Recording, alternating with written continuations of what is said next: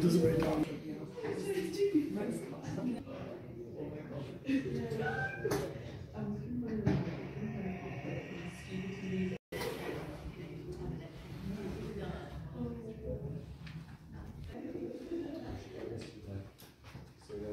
Period families.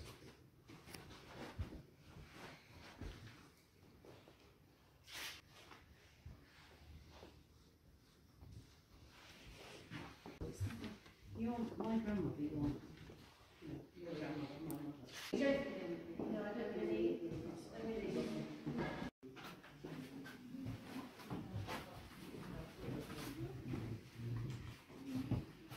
Mm-hmm. Using like this, and don't want to do like something else more interesting.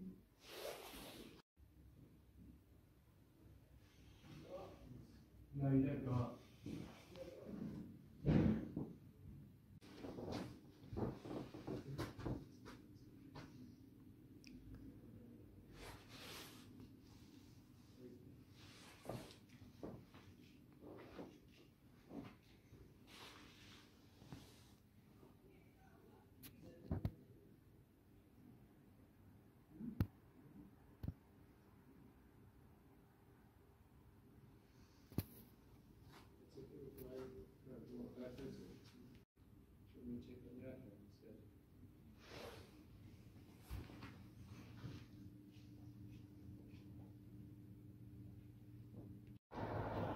Hello everybody, I am filming once again on my phone because my camera, like I said before, isn't working, so we're just gonna make do.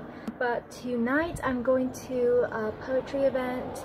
I just uploaded all the venues that I'm going to be attending this month related to poetry, and if you want to come see me read some poetry from my new published anthology Sanguine, you can come along. And I'm doing my first book readings of Sanguine, still undergoing my visa process, so hopefully it'll be done soon.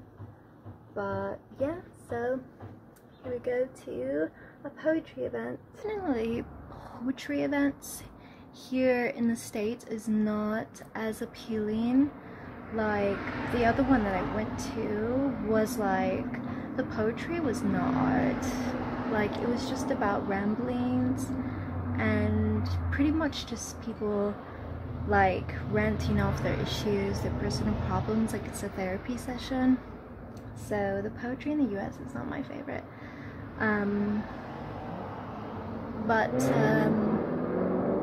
Don't really have a choice.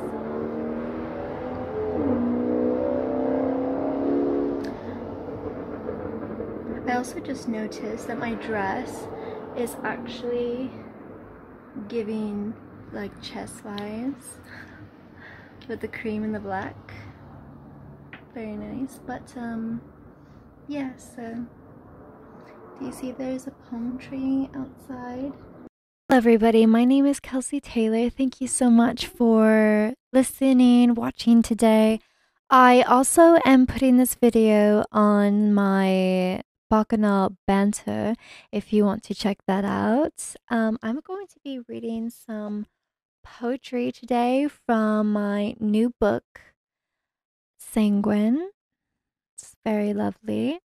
And I compiled 69 poems for this sweet little book. It started off as a passion project. I just wanted to make this book purely for my love of poetry and the arts, and for the world and community of poets. I think it's so fascinating and such an interesting world to dive into, because I don't know if you guys know this about me, but I started off my career as an Irish step dancer, and then I moved from Irish step dancer to model, and I was doing fashion modeling in London and Seattle, Washington for about 7 years. And just the past 2 years I've been into poetry, and I've now become an author of a book, which is crazy. And I feel so lucky and so fortunate for the opportunities and different industries that I've touched base with. And one industry that I still want to get into that I've never gotten really to dive into before is singing. I absolutely love singing so much. I love singing classical crossover, indie, folk music, a little bit of pop. But I don't know, I've just never found that many opportunities for it. So I have so much respect for all the musicians in the world because it is such a hard place to find opportunities in that industry. I'm telling you, it's insane. But yeah, I'm going to be doing London Fashion Week in September this year. I'm super excited. And I'm going to be getting back into modeling as I've taken some time off from it because it's been a very, very toxic industry. And I've just had like multiple other endeavors that I've gotten into. I've gotten into the world of reading and just I was focusing on writing my book all of last year. And I'm so happy with how it turned out. So I hope you enjoy these poems I'm going to read you today. A lot of these poems are based on girlhood, love, trauma, heartbreak, and just some religious experiences that I've had with God. And just being a young woman in her 20s can be a chaotic, beautiful, miserable, terrifying, horror and wonder-filled time. It really can be quite an upside down journey of chaos, but there's beauty in that. And I'm trying to not take my 20s so seriously because I feel like there's a lot of expectation and hype to be at a certain level in your 20s. And if you haven't figured it out as an artist, then you're behind. And I give myself that permission that it's okay to not know exactly where you want to be yet. So this book is just really about my girlhood and just existing and living life. And I've had so many experiences, and I feel like I want to make some more content where I share my very unique stories and stories about moving to London as an American and having been there for a very long time. It's in and out, you know, with the visas and all that. But all right, now we're getting a little bit off the topic now. We're gonna go back into the poetry. So this poem is on page 66, and this is Whimsical Footprints, a chronicle of girlhood, frolics, and Sunday solitude. Enjoy. Girlhood is cat heels and overpriced lattes in hand. Girls frolic in dandelion fields and run barefoot on dusty gravel, bony ankles and thigh gaps, and throwing your hands up above your head. Stop being restless and start living still. The soft days between sleep and wakefulness can be compared to that of an angel lounging in a cloud. It is a small bliss, but one to be thankful for. I wake slammed with the consequences of supreme good conducted in a more traditionally debauched manner to a Sunday. Sunday, a sweet, simple, soporific day of solitude and simplicity. The unheard breeze of a Sunday morning, sticky, neat, and laced with sun. This is my idea of magic. The purest pleasure is the sun, and to often step past quite literally on the warm patches on the floor, made for her by her rays of heat as a comforting gift. I like to inject pleasure into the everyday, mundane moments to keep them alive for the formaldehyde. It is a conscious decision to seek joy in every moment. Peeling a fruit. Sorry, I'm really can't talk today.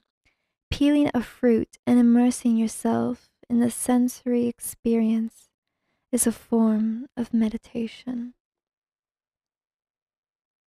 Okay, that was the first one that I'll read you, and I'm going to be reading you one of my favorites. So this is one of my favorite poems. This one is called The Mona Lisa. This was inspired by an experience I had while I went to go see the Mona Lisa in Paris for my honeymoon. A couple of years ago now, or like a year and a half ago. It was in 2022, but it was inspired by that. This is obviously more of a metaphor for it, for the experience that I had.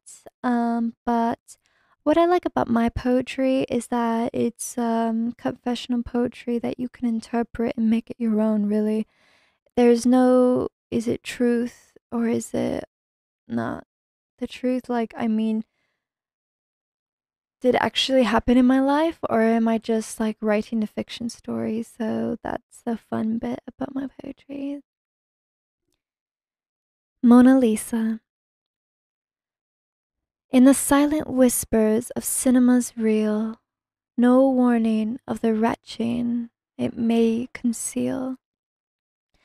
Hours upon hours, crimson pools to cleanse, before the stain of scarlet concrete drench.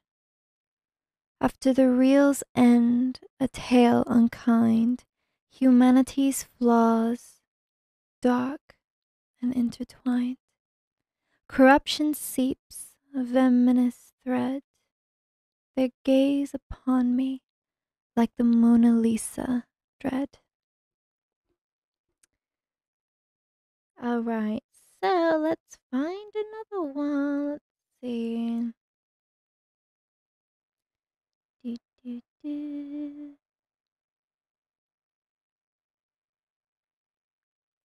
Okay, this is another favorite one of mine. It's called You Magnum Opus You. I am an artist, birthed into this diamond void that is a girl that is so hungry to devour you whole and swallow your lore and borrow your soul and take them out on midnight trolls. This is why I say guard your heart, you delicate desire's dearest dandelion flower. It is so precious, it'll guide you gloriously through this life if you guard it with rosy pink lenses. I'm not sorry that I'm shy in my doings. I'm guarding my heart from the world's dangerous viewings. Love that one. Alright, let's see.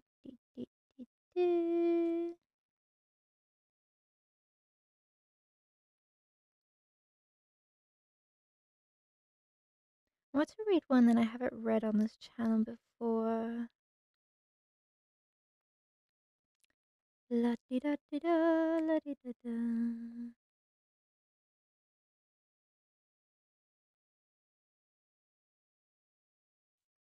Yes. Okay, so this one is called Solstice Soul, a dance with decay and delicacy.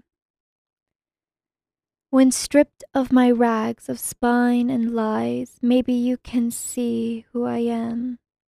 I am a rotting young thing, human decay, fingernails used as pricks. All my rage, hate, and anger I already feed to the cruel beast of my solstice soul.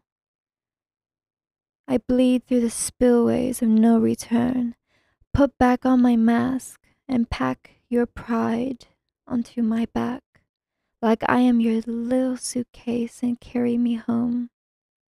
Maybe you don't mind who I am, or who I was, or who I am becoming. Perhaps you found yourself in me, a mirror bowl waiting to dance. We hold each other and bleed art and fall delicately into the orange yellow flames of fire, fancy. This next one is called I Think I Am Better. Do you consume so graciously and bleed it out so deliberately? I want to run to the exit door, but there's no odor to lead me there. I think I am better off than dying. Whatever makes you think I'll give all this up for you. I do ruin myself for you, and I perform this act so well we put on a show for people to see, but we are the actors of our own misery. Thank you. This next one is called Jester. In the symphony of their affections, I resonate most as liquid breath. Tresses woven for the art of gentle tugging, hair that is perfect for pulling, adorned with a lure. Am I their spectacle, a mesmerizing creature on display, beautiful and melancholy intertwined, yet within this allure I remain but a girl. I promise to be sweet, they won't notice a thing because they are blinded by my soft skin meat.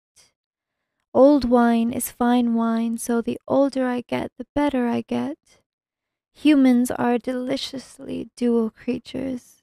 We're all wrong and divine at the same time. This next one is called Youth Found. In your own worlds, they don't hear your cries. In your own worlds, they don't speak that you are dying to be seen. And they don't pull out strings of your grief. Just stay with me, says the voice in my head. The spiritual force that made me be. He says, every strand of your head is numbered. Every secret is the smallest nook of your heart is perceived by me. Come, encounter me while you lay crying in your bed. You write love letters to yourself, but yourself is only a reflection of me. Don't set your heart on the understandings of this world, but set your heart of things above. Then you can relish in all things soft, dreamy, and delicate. Thank you. Alright, so okay, just making sure everything's still recording, nothing shuts off, because sometimes when I'm recording with my camera, it'll like all of a sudden just like shut off without my permission. So I'm just gonna put that book up there. Okay. Alright. This next one is called June 23rd, 2022. I love how we touch each other like every body part was built there, meant to be caressed in every beautiful sense of the word. Our bodies were built to be noticed, to be glorified and worshipped by our lover. You have seen the deepest parts of who I am. Your name is stained on my bones. Your voice is singing in my head. Your presence inside my heart. My soul burns and my body bleeds. Embrace me with your tender loving care. Feeling your presence makes me feel alive. It makes the moment magical. I love the sweet person I hear in your voice. You make me think the reason I'm here is to love you in return with no fear. I feel loved because you are the glow in my life. You made me understand what love is. Love never dies. Love is forever, and that's powerful, and it's spiritual, because what we feel has a lot to do with our soul, and our soul and spirit are forever for eternity. You and I are like ghosts reading in the waves of our thoughts, baked and cucumber sweet, as I lay up my feet on the wall of dancing flowers, bed full of cake crumbs and books. Thank you. All right, it's getting close to the end. Read a couple more for you. Let's see, this is one particular poem that I'm trying to find. Where is it? Yes, here it is. This one is one of my favorites too, as it's written from childhood experience of like pretending that I live in the 1900s. And when I was younger, I pretended that I ran away to the circus and it was 1900 or like 1910, around that era. And I went to join a circus and I made a friend who was a monkey and his name was Mr. Stubbs. And this whole story concept came about after the movie Toby Tyler. I was so obsessed with that old Disney film. It's like from the 1960s. And I would replay it in real life. And so this poem was inspired by that, by just being a young child running around in the fields. As you know, I grew up around a myriad of farms. It was quite small in the middle of nowhere, so this was inspired by that. It's called Let's Pretend It Is 1910. Come play with me in the graveyard for unwanted hopes. Say goodbye to our past dreams and remind me we still exist. Amidst the graves and tombstones gray, a young couple danced, lost in play, their laughter ringing through the air as they whirled around without a care. The moon was full, the stars were bright, casting a gentle, ethereal light. And in that moment, all they knew was the beauty of being alive and true. The pain and struggles that came their way, for in this moment they were free to simply be, to love, to breathe. They held each other close, so tight, as they twirled and swayed into the night. And as they danced, they felt so blessed to have each other. Ah, the best. For in this graveyard, amidst the dead, they were reminded of the beauty that they shed, of life and love, of hope and light, and the preciousness of every moment in delicate sight. And so they danced with joy and grace, embracing life with every pace. Let us find the beauty in life. That was so beautiful. I love it. I just love that one. It's so beautiful. Right. Am I gonna read one more for you guys? I think I'll read a shorter one. Ah, yes. I'll read one more. This one is called 3 a.m. Ponderings. What I learned in the autumn of coffee-stained tote bags from Paris and red matte lipstick dried in the whimsy soft afternoon air. Do not abandon me on the cold tile floor with memory stains on my leather-bound notebook. I miss you, is all. Thank you so much for listening and watching today's video. I hope you enjoyed some poems, and if you are going to get your copy, please let me know. I'm super excited to see how it goes for you guys, but thank you so much. Mwah.